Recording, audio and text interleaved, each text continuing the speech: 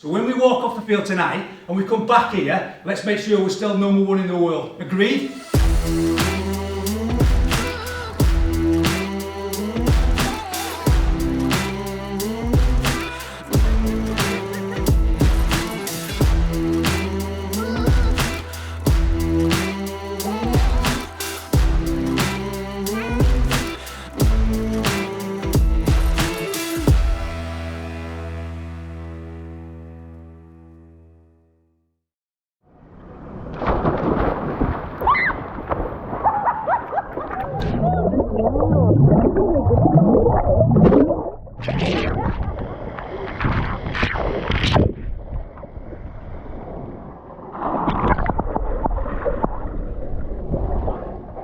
We've played Six Nations, we played France last week, playing them again this week really replicates for us either a quarter-final, semi-final or hopefully a semi-final final. So we can't at the moment certainly play any tougher game. So we're playing 2 tough games on the bounce. It's part of our sort of long-term preparation for next year.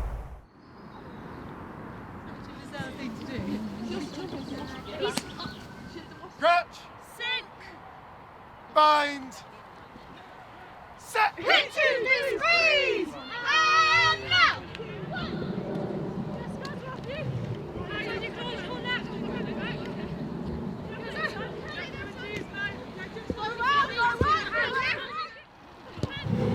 You know, we've still got one massive game to go, but it's been a great Six Nations, a very different Six Nations, unbelievably challenging one. Because the Six Nations every year, what happens is the coaches and the captains from every international team cast a vote on who they believe is player of the championship, and a comprehensive winner, and very deservedly so, is Poppy Clear.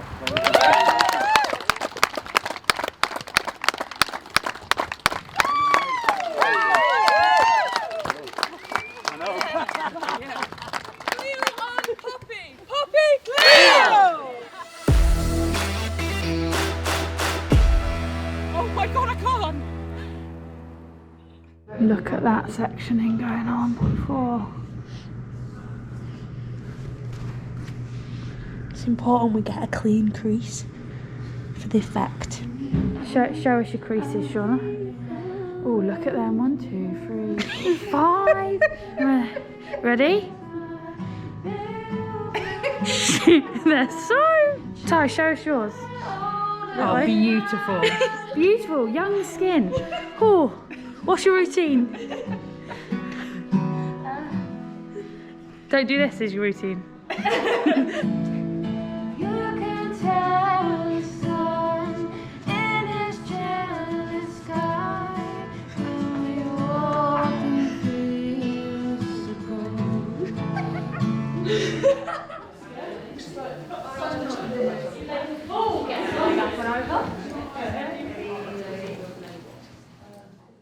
Make them tackle, make them get off the floor, make them make another tackle, make them get off the floor again. Shift them, left to right, forwards, backwards. We know the thing that makes a difference is physical contact. If you take that out of the game, anybody can run all day. But we've got contact, contact, contact. That's why we've done so many full-on sessions, so we can cope with it. What we've got to do is we've got to bring it into the game and see if they can cope with it. Saw this today. If anybody needs any more extra motivation, we're getting the job done tonight. That's it. So when we walk off the field tonight and we come back here, let's make sure we're still number one in the world. Agreed? Right, let's go.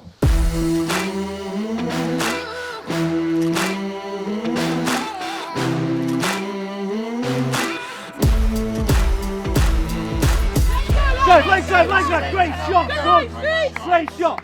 Leg drive, Amy, leg drive. Bounce. And again, speed to feet. Work hard, enjoy yourself, we'll put a performance on, yeah? Show what we're really all about. This game was brutal last weekend, so I'm looking forward to seeing how she manages that breakdown. Well, it's France who get us underway, and they've got the ball as well. Looks like they've lost it straight away. Bourdon finds the forwards. She goes round the corner, and it's through. France, they couldn't score in the final, but they can score in the friendly within just under 10 minutes. Cocaine finds her woman in the form of Aldcroft. Harrison feeds to Scarrett. Big pass from Scarrett out to Dow. Flying away. Oh, she skimmed the first. She's going still down. Surely she will go in unanswered.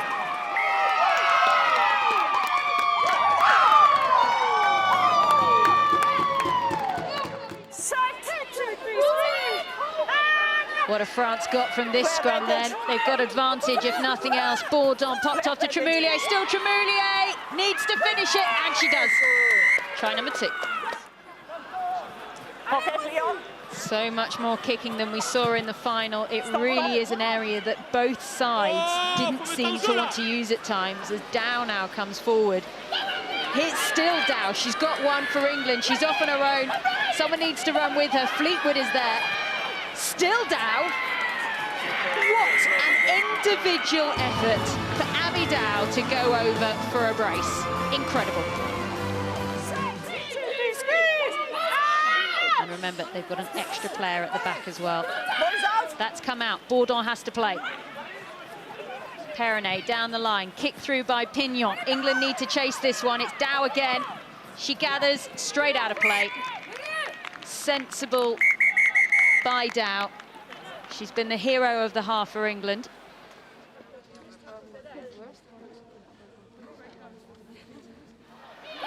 Loves a run with ball in hand. Penalty. France once again. England not releasing the tackle player. Tremoulier then to put France in the lead.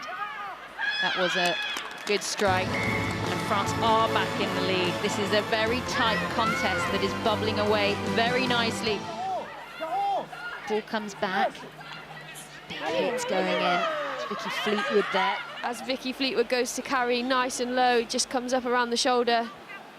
An opportunity then for Zoe Harrison to snatch back the lead for the Red Roses as she lines up the ball, uses the boot. Too easy for Zoe Harrison, that one. And it is England who are back in front. So it was the Tremoulier kick that has put England down in this corner as Bryony Cleal takes it on. Ball goes back there. Just get a few lost pictures from France, and I think actually the floodlights have gone out in France, and they have stopped the game because they need somebody to turn the lights back on.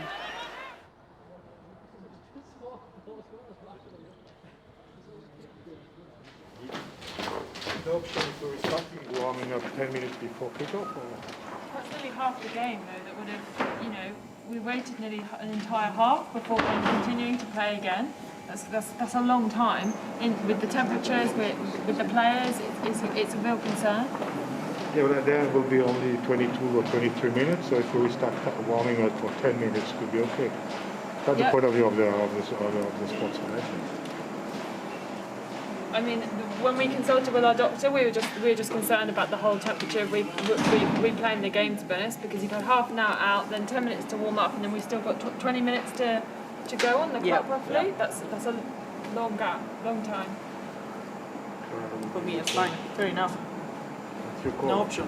Yeah, no, I think I can put pressure. I think the view is okay. It's fair enough to stop the game. Okay. Yeah. Thank you much. Probably a game that I don't think anybody's sort of been involved in before, or as Sarah Hunter reflected on in the press conference afterwards, type of thing that might happen at training when the lights go out at 9 o'clock because that's all you've put in the meter. Incredibly strange if you can only control the controllables, and that was definitely out of our hands anyway. So we did everything we could to get the result, and in the end we did. To stay number one in the world is massive for us. It's our goal, it's our ambition. Just like Eddie wants the men to be number one, we want to be number one, and you know we had a massive motivation to win that game for a number of reasons, but that was certainly one of them, being number one in the world and staying there. We really knew how to play our first phase, and we wanted to show that we could do one shot, one kill. And on the first try, we were able to prove that as a team. Everyone did their job in that first phase to really pull it off and give me the space that I needed. One thing in the back three that we really work on is that everyone's working hard when there's a counter kick. So if you're not the one who's focusing on catching that ball, you're the person focusing on identifying the space.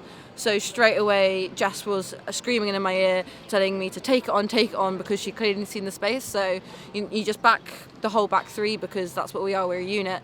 And I was able to see the space, could see that they were trying to drift out, so I was able to step in and then get through the line and finish it off just.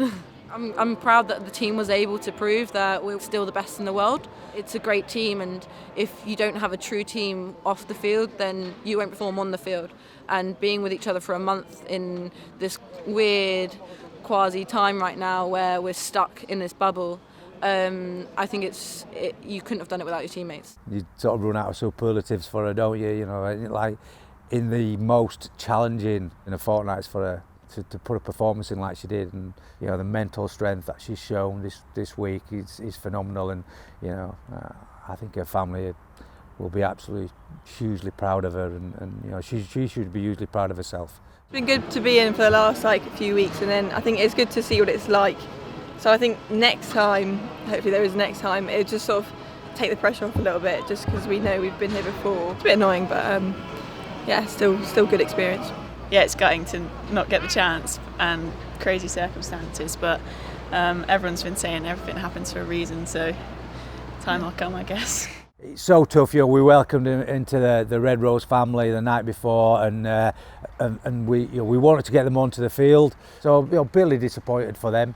There'll have been a lot of chat back home, and so much, you know, sort of pride in them making it in the squad. And so you know, if Merrin and Flo's parents do watch this, what I would say to them, you still be as massively proud as you would have been if they'd gone onto the field, because they were ready to play for England, and we were ready to put them on, and I can imagine how frustrating it must have been. But you know, they've been absolutely fantastic for us, and you know, they're what this team's about, and what the future's about for the Red Roses.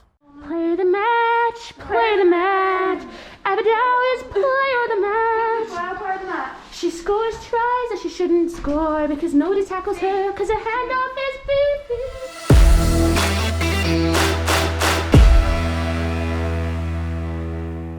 You know, we wanted to open the doors up to everybody, to show what we're like on the inside. I think there's nothing like people baring their souls a little bit to show that we're just human, and we just want to work hard, and we want people to be proud of us, and we want to do something that makes people sit up and take notice, and hopefully by doing it and getting a camera in there close and personal with us, we've done that.